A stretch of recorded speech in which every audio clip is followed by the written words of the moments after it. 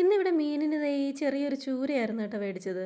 അപ്പോൾ ഇത് മിക്കവാറും ഇവിടെ മുളകും പുളിയും വെക്കലാണ് പതിവ്. ഇന്ന് പക്ഷേ ഞാൻ വിചാരിച്ചു നമ്മുടെ ഈ ട്രിവാൻഡ്രം സ്റ്റൈലിൽ തേങ്ങ അരച്ചൊന്ന് കറി വെച്ച് നോക്കാമെന്ന്. എനിക്ക് ഭയങ്കര ഇഷ്ടമാണ് കേട്ടോ അങ്ങനെ വെക്കുന്നത്. ചില സമയങ്ങളിലൊക്കെ ഈ ഹോട്ടലിൽ നിന്ന് ഊണ് കഴിക്കുന്ന സമയത്ത് അങ്ങനെയുള്ള മീൻകറി കിട്ടാറുണ്ട്.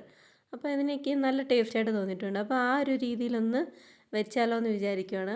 അപ്പം ദേ ഞാനിവിടെ പിന്നെ കടുക് പൊട്ടിച്ച് അതിലേക്ക് കുറച്ച് ഇഞ്ചിയും വെളുത്തുള്ളിയും ചെറിയ ഉള്ളിയും കൂടെ ഒന്ന് വഴറ്റിയെടുത്തിട്ടുണ്ട്. അതിലേക്ക് നല്ല പഴുത്ത ഒരു തക്കാളി മുറിച്ചതും കൂടി ഇട്ട് അതിൻ്റെ കൂടെ ഉണ്ടമുളകും കൂടി ഇട്ട് ഒന്ന് വഴറ്റിയെടുക്കുന്നുണ്ട്.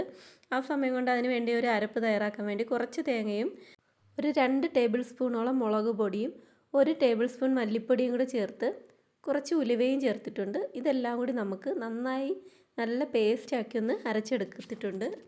ആ അരപ്പങ്ങ് നമുക്ക് ഈ വഴന്നിരിക്കുന്ന തക്കാളിയിലേക്ക് ചേർത്ത് കുറച്ച് പുളിവെള്ളം കൂടി ചേർത്ത് കൊടുക്കണം കേട്ടോ. ഞാനൊരു ചെറിയ വലിപ്പത്തിലെ പുളി വെള്ളത്തിയിട്ടുണ്ടായിരുന്നു. ആ വെള്ളം കൂടി ഇതിനകത്തേക്കങ്ങ് ഒഴിച്ചു കൊടുത്തിട്ടുണ്ട്.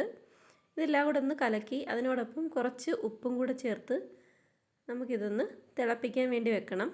ഇതൊന്ന് തിളച്ച് കഴിഞ്ഞതിന് ശേഷം മാത്രമാണ് നമുക്ക് മീൻ കഷ്ണങ്ങൾ ഇതിലേക്ക് ഇടേണ്ടത്.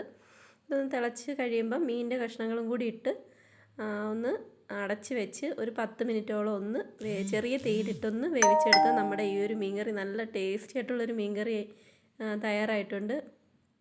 ഇടയ്ക്ക് കുറച്ച് കറിവേപ്പിലയും കൂടെ ചേർത്തിട്ടുണ്ട് കേട്ടോ. ഇനി ഈ ഒരു സമയത്ത് ആവശ്യമുണ്ടെങ്കിൽ കുറച്ച് വെളിച്ചെണ്ണയും കൂടെ ഒഴിച്ച് ഒന്ന് ചുറ്റിച്ചെടുത്താൽ നമ്മുടെ നല്ല ടേസ്റ്റിയായ ഒരു കറി റെഡി.